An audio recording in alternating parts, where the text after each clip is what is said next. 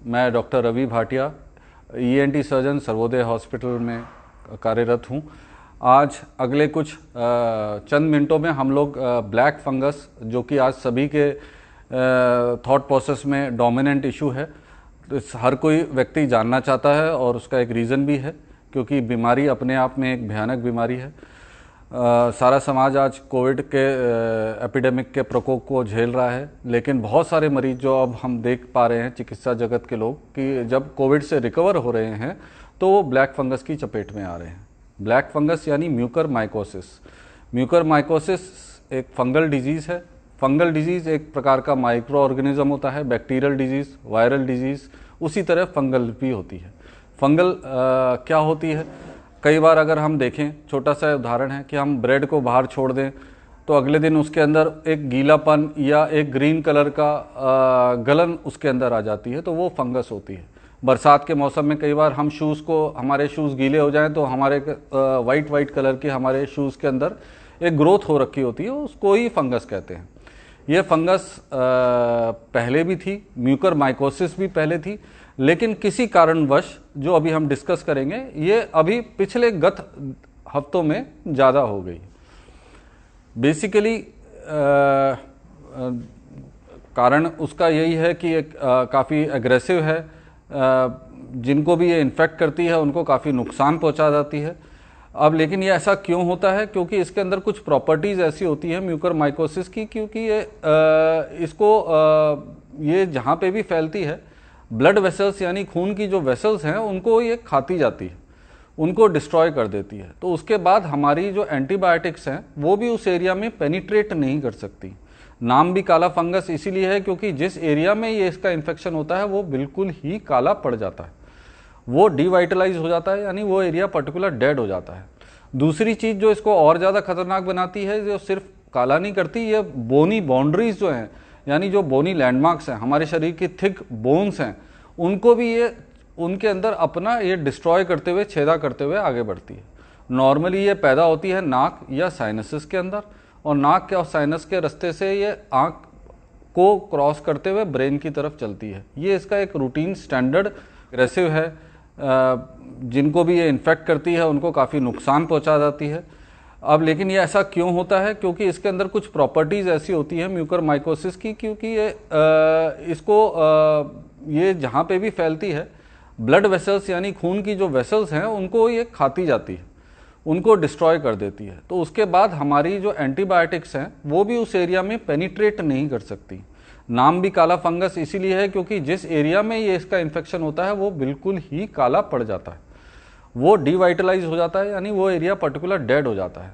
दूसरी चीज़ जो इसको और ज़्यादा खतरनाक बनाती है, जो सिर्फ काला नहीं करती, ये बोनी बाउंड्रीज जो हैं, यानी जो बोनी लैंडमार्क्स हैं, हमारे शरीर की थिक बोन्स हैं, उनको भी ये उनके अंदर अपना ये डिस्ट्रॉय करते हुए, छेदा करते हुए आगे बढ़ती है।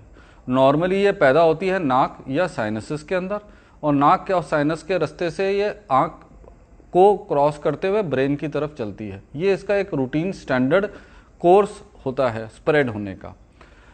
और इसके अंदर जो सा कि हम डिस्कस कर रहे थे कि भयानक चीज़ ये है क्योंकि ये एग्रेसिव है, तो कुछ चंद दिनों के अंदर ही ये नाक के रास्ते से आँख में पहुँचती है, और आँख में ये तुरंत ही कुछ 1 या 2 दिनों के अंतराल पे ही आँख के अंदर स्वेलिंग आने के बाद आँख की रोशनी चली जाती है। अगर हम उस स्थिति को उस टाइम नहीं संभाल पाते तो इसका अगला शिकार ब्रेन होता है, और ब्रेन में जाने के बाद इसके नतीजे बहुत ही गलत हो सकते हैं, यानी उन केसेस में मरीज को बचाया जाना संभव नहीं होता। हम जान लेते हैं कि ये किन व्यक्तियों को हो सकती है। जाहिर सी बात है, जिन लोगों को कोविड इन्फेक्शन हुआ है, कोविड इन्फेक्शन हमारी इम्यूनिटी को ख़त्म कर देता है, और कोविड इन्फेक्शन के दौरान चिकित्सा जगत में स्टेरॉयड का अत्यधिक इस्तेमाल हो रहा है, क्योंकि यही एक दवाई है जो सबसे ज़्यादा कारगर सिद्ध हो रही है। लेकिन स्टेरॉयड हमारी ऑलरेडी कॉम्प्रोमाइज्ड इम्यूनिटी को और ज़्यादा तेज़ी से गिरा देती है। 10 से 12 दिन का स्टेरॉयड का इस्तेमाल हमें और ज़्यादा अंदरूनी इम्यूनिटी को ख़त्म कर देता है। उस इम्यूनिटी को ख़त्म कर देने के बाद ये फंगस ज़्यादा एग्रेसिव या फलती फूलती है। दूसरा इसका कारण है, बहुत सारे लोगों की ऑलरेडी इम्यूनिटी कॉम्प्रोमाइज्ड है। कुछ व्यक्ति तो डायलिसिस पे रहते हैं, उन व्यक्तियों की भी इम्यूनिटी ऑलरेडी कॉम्प्रोमाइज्ड है। कुछ व्यक्तियों को ब्लड कैंसर्स की दवाई चल रही हैं, कीमोथेरेपी चल रही है, उनकी भी ऑलरेडी इम्यूनिटी कॉम्प्रोमाइज्ड है। कुछ व्यक्तियों को ऑर्गन ट्रांसप्लांट होता है, उन लोगों को भी ऑर्गन ट्रांसप्लांट के मरीजों को इम्यूनिटी कम करने की दवाई चल रही होती है, तो वो भी इनकी चपेट में आने की काफ़ी ज़्यादा क्षमता रखते हैं। तो इस प्रकार का ये जो एक और सबसे बड़ा ग्रुप होता है डायबिटीज़ का। डायबिटीज़ हमारे देश में ऑलरेडी एक एपिडेमिक है। हर 10 में से शायद 40 साल के व्यक्ति ऊपर की बात करें तो हर 10 में से 2 या 3 व्यक्ति डायबिटीज़ से पीड़ित रहते हैं। तो डायबिटीज़ भी इसका एक बहुत बड़ा पोटेंशियल ग्रुप बनता है। डायबिटीज़ में भी हमारी इम्यूनिटी ख़त्म हो जाती है कुछ हद तक। तो इन सारे ही सब ग्रुप्स में म्यूकरमाइकोसिस यानी ब्लैक फंगस होने का खतरा अत्यधिक बड़ा होता है। अब इस सारे ग्रुप्स में जब ये व्यक्ति कोविड के शिकार होते हैं तो कोविड में ऑलरेडी इम्यूनिटी कम हो जाती है, और इन सारे ग्रुप्स के व्यक्तियों जिनके मरीजों की बात की हमने, इनकी इम्यूनिटी ऑलरेडी डाउन रहती है। तो इन सारे वजहों से इन ग्रुप्स को व्यक्तियों को बहुत ज़्यादा सचेत रहने की जरूरत होती है। इन सब में म्यूकरमाइकोसिस का अत्यधिक खतरा है। अब हमने अगर ये बात कर ली, ये समझा कि हमारे कौन से ग्रुप्स को ज़्यादा खतरा है, और अगर किसी व्यक्ति को संक्रमण हो जाता है इन ग्रुप्स को, तो उनको कौन से लक्षण आने पे अपना ध्यान रखना चाहिए। सबसे पहले अगर ये फंगस अगर किसी को अटैक करती है तो उसको जो सबसे पहले जो शुरुआती लक्षण होते हैं, उसके फेस के अंदर हल्की सी सुरसुराहट, टिंगलिंग या नमनेस वाली फीलिंग आती है। यानी एक साइड का फेस का हिस्सा उसको अजीब सा सेंसेशन देने लगता है। ये इसके बिल्कुल शुरुआती लक्षण होते हैं। अगर हम इस शुरुआती लक्षण में संभल जाते हैं तो बहुत अच्छी बात है, नहीं संभलते तो अगले 1 या 2 दिनों के अंदर उसके रूट्स के अकॉर्डिंगली, अगर वो दांतों की तरफ पैदा हुई है तो दांतों के अंदर दर्द हो जाना, खाना खाते हुए चबाने में दर्द होना। अगर वो साइनस के अंदर पैदा हुई है तो साइनस के एरिया यानी इस फेस के हिस्से के ऊपर स्वेलिंग आना, सिवियर आधे हिस्से के ऊपर पेन होना, और अगर ये ऊपर आँख की तरफ पैदा हुई है तो आँखों के लक्षण आने लग जाते हैं। आँखों के लक्षण जैसे कि सबसे शुरुआती लक्षण होते हैं आँख के अंदर पानी आना और आँख के अंदर पीछे की तरफ पेन होना। उसके बाद अगले 1 या 2 दिनों के अंदर नॉर्मली आँख का पलक झपकना कम हो सकता है, आँख बंद हो जाती है, एक साइड की गिर जाती है, देखने की नज़र जो है हमारी धुंधली पड़ सकती है, आँख के अंदर लाली आ जाती है और आँख सूजने लग जाती है। तो ये उसके आँखों के लक्षण हैं। इसके अंदर हमें कतई कई मरीज, क्योंकि हमें जानकारी नहीं है और चिकित्सा जगत में हम अपने प्राइमरी फैमिली फिजिशियंस के पास जाते हैं, और उस दौरान अगर हमने इन चीज़ों को हल्के में ले लिया कि नहीं इन्फेक्शन है, एंटीबायोटिक खाएंगे, दांत का दर्द है, जुकाम तो मुझे पहले ही रहता था ना, अब थोड़ा सा नाक में से ब्लड आ रहा है, और इस प्रकार के कोई आंखों के लक्षण है, कोई बात नहीं ड्रॉप्स डाल लेंगे, तो इसके अंदर लेकिन तब तक हमारे को इरिवर्सिबल डैमेज अक्सर हो जाती है। तो दोस्तों ये हमारे थे लक्षण। इन सारे ही लक्षण ये जो है वार्निंग साइंस है। ये अब हमें किन चीज़ों को ध्यान रखना चाहिए इस कोविड के प्रकोप के दौरान हमें किस चीज़ों का ध्यान रखें। एक स्वाभाविक सा प्रश्न होगा आप सबका कि हम इस म्यूकरमाइकोसिस यानी ब्लैक फंगस से बच पाएँ। सबसे इम्पॉर्टेंट है अपना ब्लड शुगर कंट्रोल रखना, सबसे इम्पॉर्टेंट बात है। जो व्यक्ति डायबिटीज़ हैं उनको तो बहुत ही ज़्यादा ज़रूरत है। इनफैक्ट जो नॉर्मल हैं, जो नॉन डायबिटिक ग्रुप है, उनके अंदर भी स्टेरॉयड देने के बाद ब्लड शुगर लेवल का अत्यधिक इंक्रीज हो जाना एक स्वाभाविक सी बात है। तो उस दौरान जो व्यक्ति नॉन डायबिटीज़ भी हैं वो अपने नॉर्मल फिजिशियंस के पास मिलें या डायबिटोलॉजिस्ट के पास मिलें या एमडी मेडिसिन डॉक्टर्स के पास मिलें या जो उनका कोविड डॉक्टर है उनसे मिलें। वो उनकी इस बढ़ी हुई शुगर को दवाइयों के द्वारा सेट कर देंगे।